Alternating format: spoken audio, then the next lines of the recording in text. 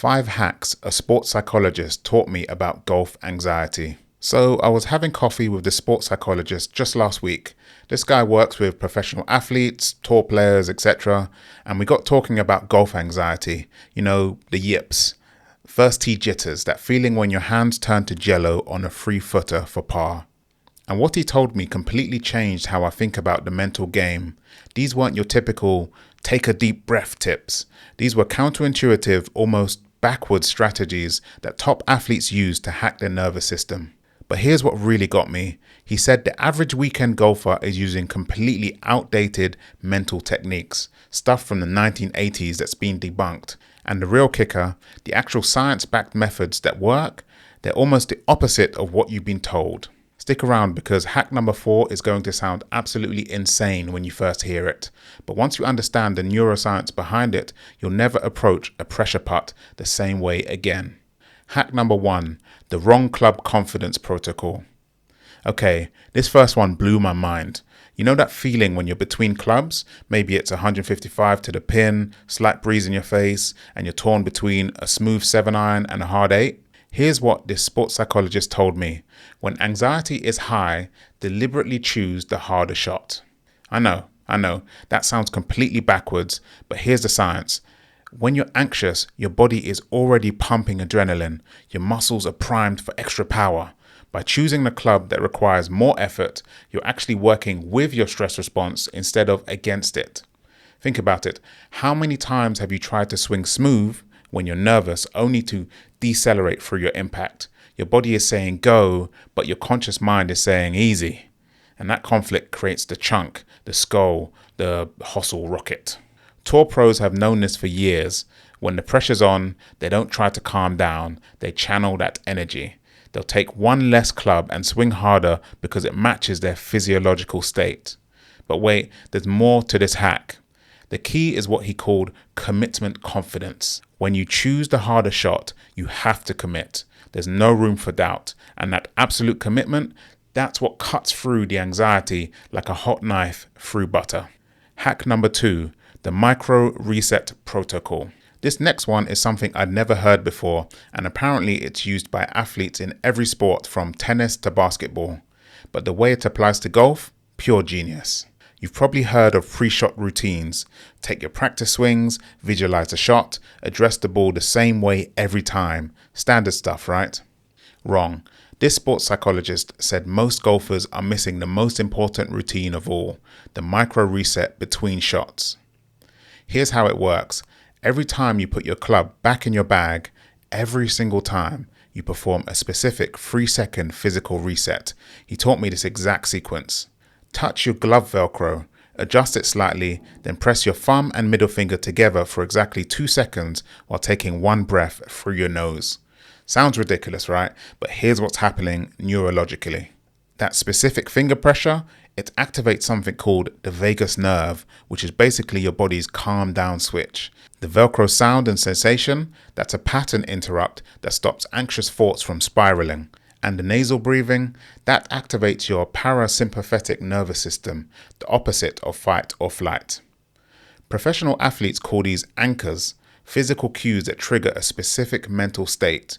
Do this between every shot for 18 holes and you're literally training your nervous system to reset anxiety automatically. I've been using this for 3 weeks now, and the difference is, well, you have to try it yourself to believe it. Hack number 3, reverse visualization. Alright, this one's going to sound completely insane at first. Everyone tells you to visualize the perfect shot, right? See the ball flying straight, landing soft, rolling to the pin. This sports psychologist told me that's exactly what you should not do when you're anxious. Instead, he said top athletes use something called reverse visualization or worst case acceptance. Before a pressure shot, they deliberately imagine the absolute worst outcome. The shank into the water, the 4-putt, the top drive that dribbles 30 yards. But here's the crucial part, and don't miss this. They imagine it happening and then imagine being completely okay with it. Why does this work? Because anxiety is fear of the unknown. Your brain is spinning out all these what-if scenarios, but when you deliberately face the worst case and realize you'll survive it, your brain stops treating it like a threat. I tried this on a par 3 over water last weekend. Before I hit, I literally imagined dunking it.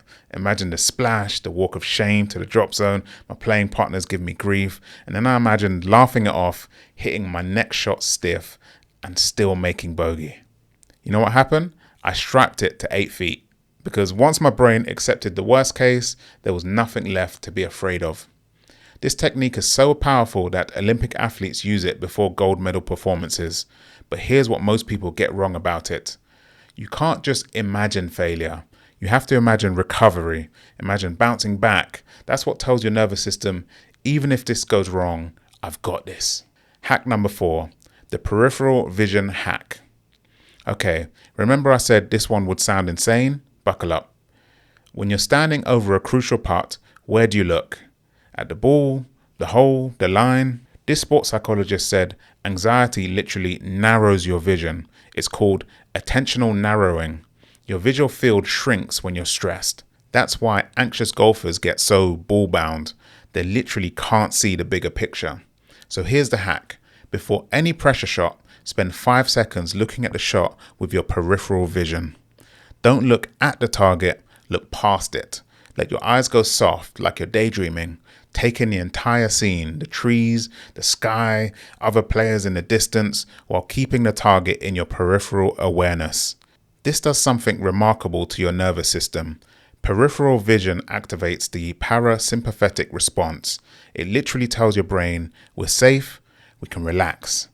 Predators have narrow, focused vision. Prey animals have wide peripheral vision to spot danger. When you widen your visual field, you're telling your ancient brain there's no threat here. Special forces snipers use this technique before taking critical shots. They call it soft focus or wide angle processing. And now tour pros are using it to drain putts under pressure. I made a video a few months ago all about golf anxiety. I'll link it at the end, where I talked about breathing techniques and visualization. But this peripheral vision thing, this takes it to a completely different level. When you combine wide angle vision with your pre-shot routine, you're basically biohacking your nervous system. Try this next time you're on the range. Hit 10 balls with laser focus on the ball, then hit 10 balls with soft peripheral awareness. I guarantee you'll strike the second set better. Your body naturally finds better rhythm when your vision is relaxed. Hack number 5, the post-shot amnesia protocol. This last one is what separates good golfers from great ones, and it has nothing to do with your swing. You know that feeling after a bad shot? Your mind keeps replaying it. You're still thinking about that chunk 9-iron 3 holes later. That mental replay, that's what creates the death spiral of bad shots, feeding more anxiety, feeding more bad shots. This sports psychologist taught me something called the 10-second rule that tour pros use. After any shot, good or bad, you have exactly 10 seconds to react.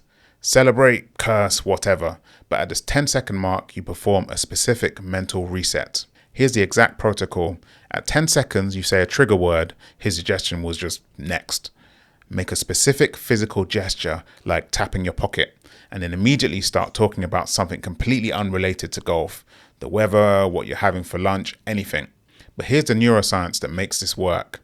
Your brain can't hold 2 thoughts simultaneously. When you forcefully redirect your attention to something mundane, you're literally overwriting the neural pathway of that bad shot. You're creating what psychologists call retroactive interference, new information that blocks the consolidation of old information. Tour caddies are trained in this. Watch them on TV. After a bad shot, they immediately start talking about yardages, wind, anything to redirect the player's attention. They're not just making conversation, they're actively preventing the formation of negative memory patterns. The best part, this works for good shots too. That amazing drive you hit, celebrate for 10 seconds, then move on. This prevents you from trying to recreate that perfect feeling and getting in your own head, bringing it all together. Look, I've been playing golf for a couple years now. I've tried everything for golf anxiety, breathing exercises, positive self-talk, even those pressure point wristband thingies.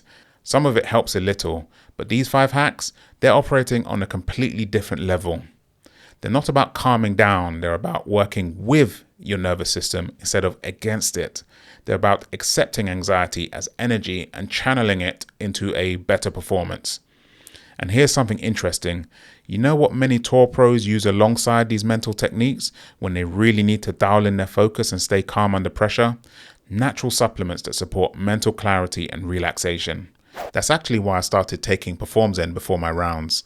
It's this natural supplement that promotes calmness and mental focus without making you drowsy.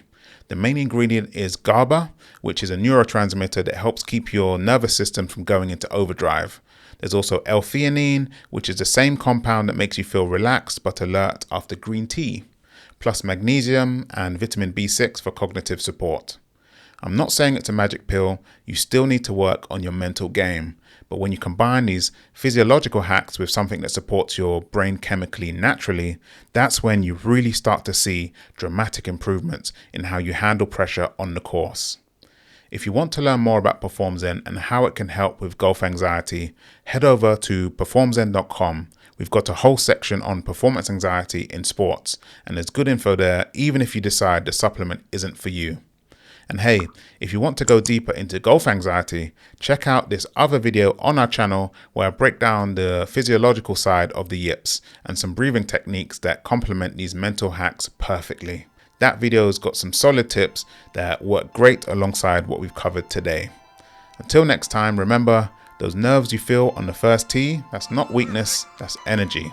And now you know how to use it. Keep swinging and break a leg out there.